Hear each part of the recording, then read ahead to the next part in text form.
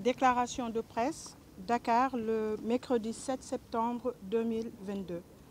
La coordination SAES Campus de Dakar tient à informer l'opinion nationale qu'elle reste engagée et déterminée dans sa lutte pour la sauvegarde du patrimoine inaliénable de l'université Cheikh Anta Diop de Dakar.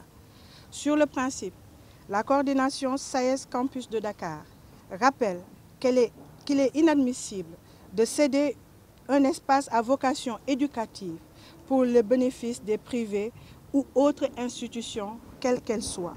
Par ailleurs, des précisions essentielles doivent être apportées au regard des nouvelles informations reçues. En ce qui concerne la configuration spatiale de l'ESEA, celle-ci ne permet pas de faire une opposition binaire entre le campus social et le campus pédagogique, comme l'affirme le ministre de l'Enseignement supérieur et de l'Innovation.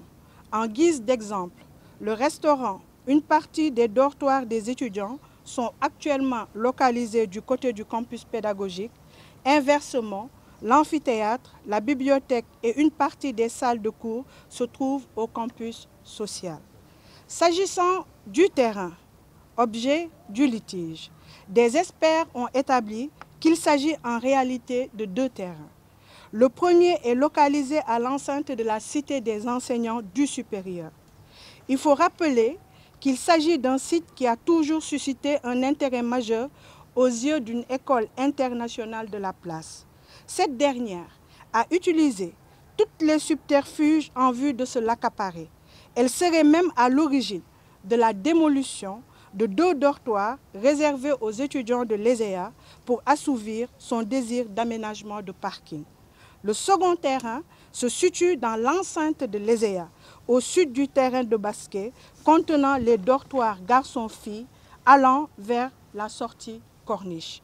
Aujourd'hui, d'autres structures au dessein inavoué, à l'instar de certains propriétaires, avec la complicité de l'État du Sénégal, seraient en proie de spolier ces espaces très chers à la communauté universitaire.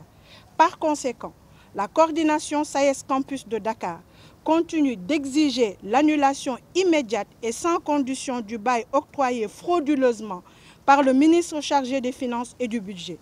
Sur ce, la coordination SAES Campus de Dakar reste attentive aux différentes décisions qui seront prises par les autorités.